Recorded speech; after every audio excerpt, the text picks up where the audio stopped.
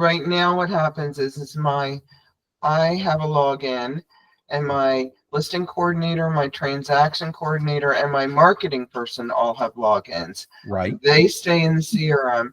The team agents are not in it. However, they're listed as a person on the transaction or on the listing because they are part of the email chain, and Okay. they get, they're the listing agent or buyer agent. So they're getting all the communication just like the client is. That stays the same. This Okay. person I will still be able to that receive because, emails. yeah. Okay.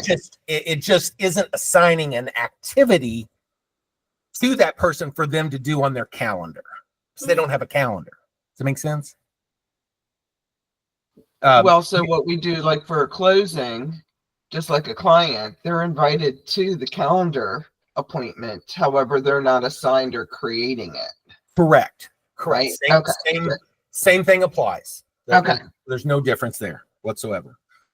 You can have people that aren't in your teams still assigned as people to the activity.